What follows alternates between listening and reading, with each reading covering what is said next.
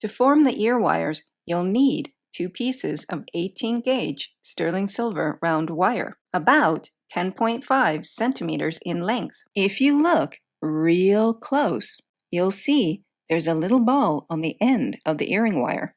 The ball holds the copper flower in place and gives the earring wire a nice detail. This ball was made by using a torch to melt the end of a wire. This is called balling up wire. Does that mean I need a torch?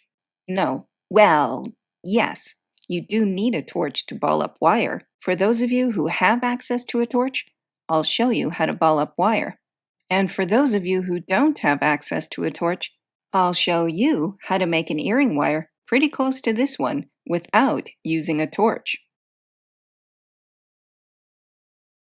For those of you who have access to a torch, I'm going to assume you know how to use one. I'm not going to explain all about torches and how to use them, not today, but I will in and around Class 2 in the tutorial, The Introduction to the Torch. Balling up wire is pretty simple. The hottest point in the flame is just in front of the cone. This is where you want the end of your wire. Hold it nice and steady just in front of the cone.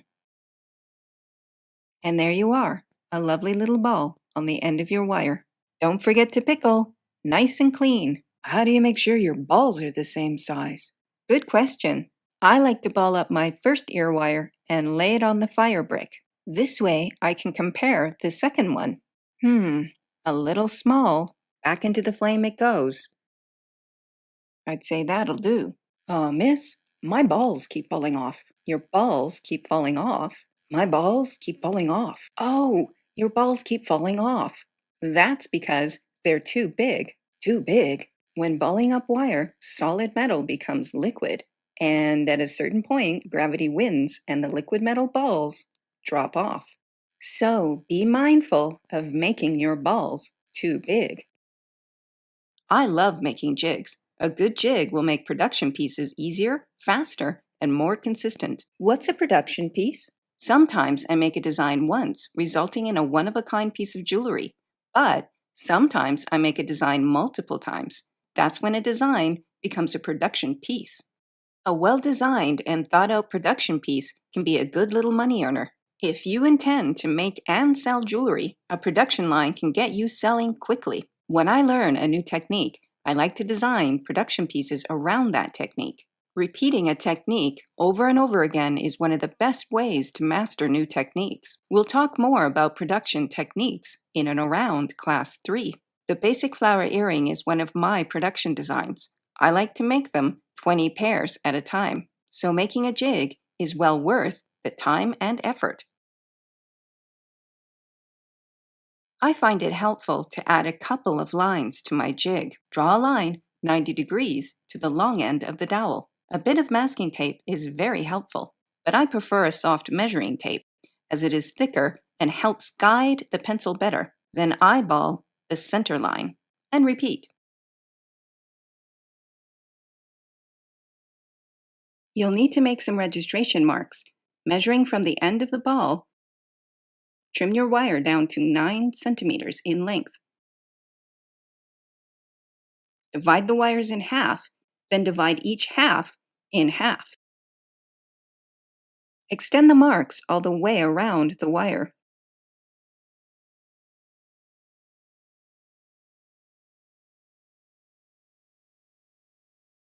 Place the first mark on the center line, bend the wire around the dowel, but do not bend beyond the second mark. Rotate the ball until it's pointing straight up at you. Place the third mark on the center line.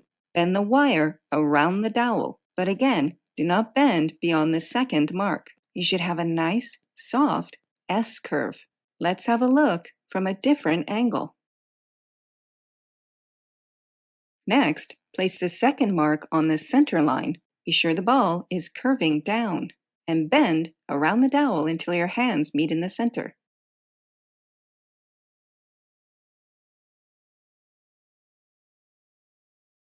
If you've got a vise, you might as well use it, but be sure to center the center line. You can, of course, simply hold the dowel by hand. It's a bit tricky, but doable. Look around and see what you have that will work. I found an old film canister and a pen. Sometimes you'll end up with a wonky earwire, but a little fussing and farting, and there you have it, a nicely formed earwire. Your jig does not need to be beautiful, it just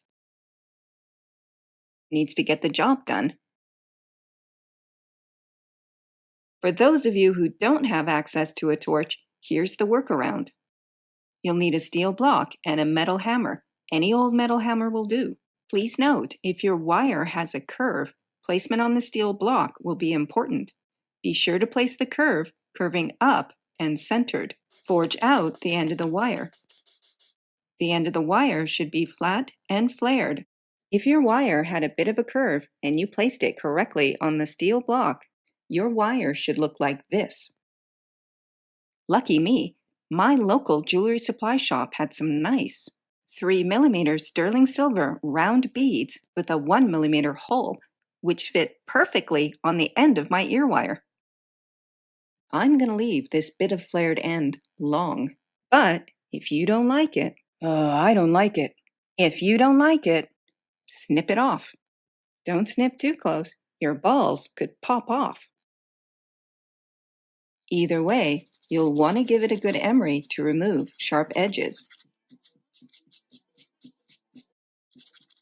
Nice and smooth, not snaggy. Nicole, why is this wire curved but the balled up wire was straight? That's a very good question. The process of making wire leaves the wire very, very hard and springy. My local jewelry supply shop only sells wire half hard. Half hard? When wire is freshly made, it's rock hard, which is actually what it's called, rock hard. Annealing the metal will soften it. Annealing? Annealing is the process of using heat to soften metal. I'll go into great detail about the annealing process in and around Class 3, Introduction to Annealing. But for now, all you need to know is heat will soften metal. So, when using a torch to ball up wire, chances are very good the wire will get hot enough to soften, which enabled me to easily straighten it with my fingers. The wire for my cold balls came from my local jewelry supply shop, half hard. But it is possible to have a range to choose from, depending on where you purchase your wire from. That is, here are the options: rock hard, hard, half hard, soft, and dead soft. If you have the option, purchase your wire soft or dead soft. This will make it much easier to form your ear wires. But then won't the ear wires be soft? Not usually. The process of forming wire will work harden the metal. It should end up quite springy.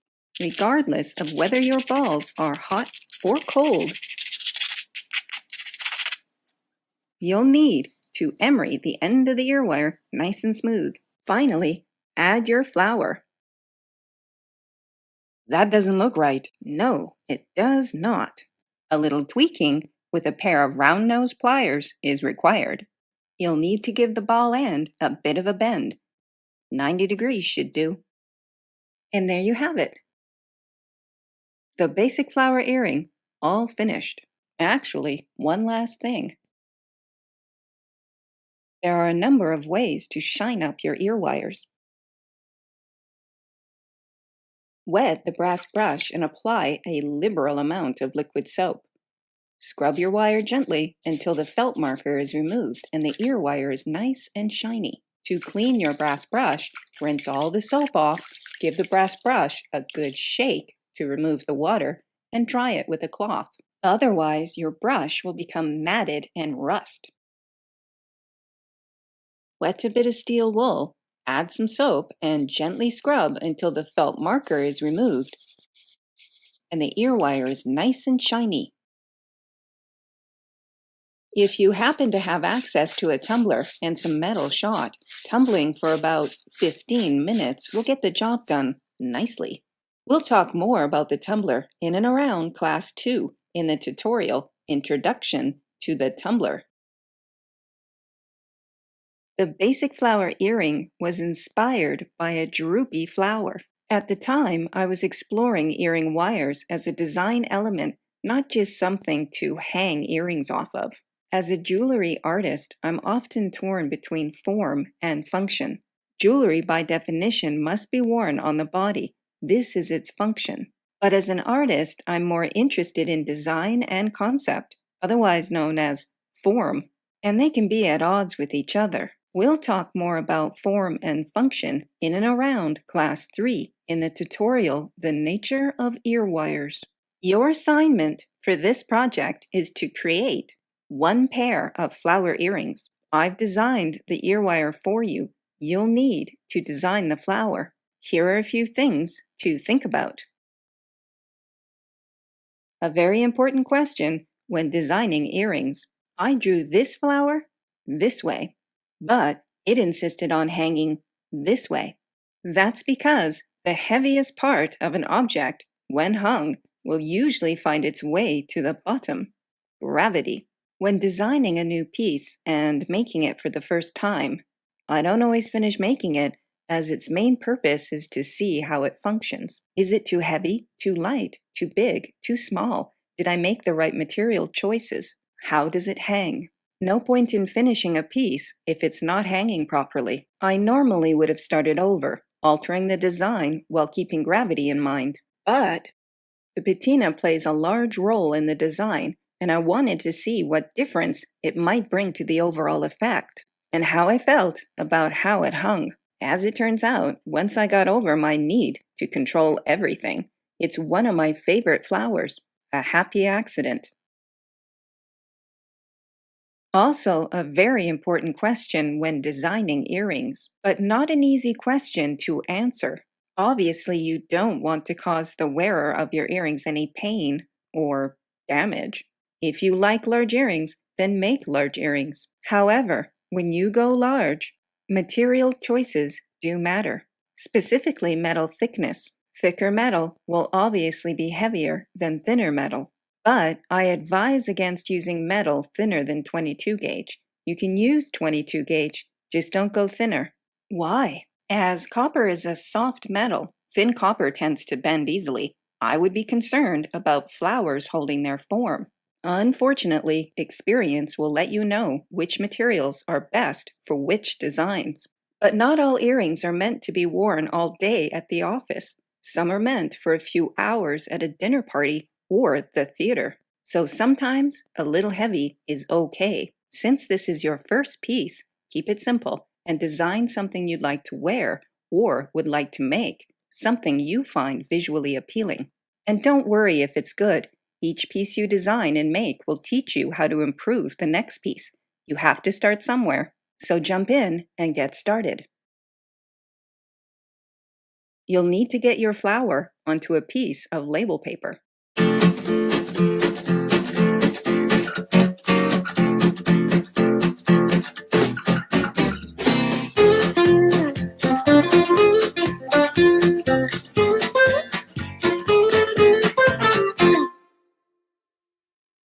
If you use a computer to design with, simply print onto a full sheet of label paper. You can, of course, simply draw onto a piece of label paper.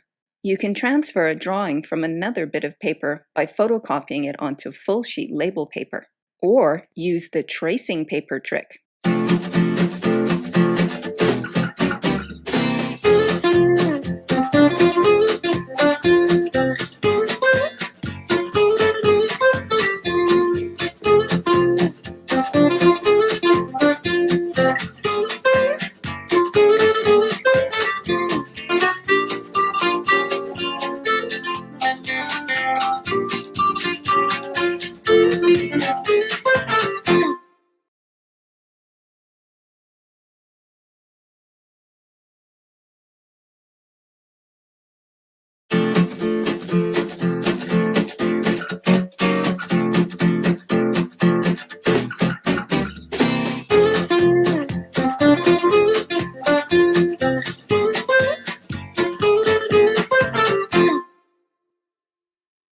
Here are a few of my flower creations.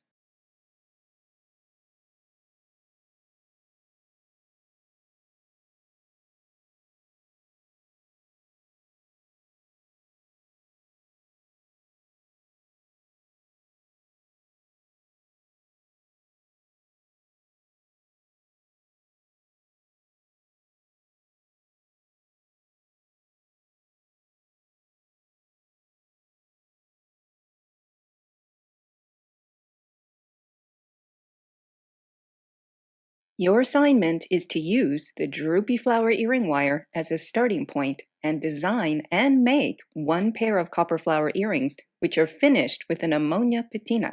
But that doesn't mean you can't make more. They make nice gifts. You could even design a line of basic flower earrings that you show and sell to your friends, loved ones, and colleagues. Who knows, it could even fund your classes. Whether you make one pair or 100 pairs, we'd love to see and hear about them. You can post your flowers on our Creating Linus Facebook page. And don't forget to support my Kickstarter project and help me produce the first year of classes by enrolling as a first-year student. You'll also get a great deal, like half off first year's tuition. So please do pop over to my Kickstarter page and find out more.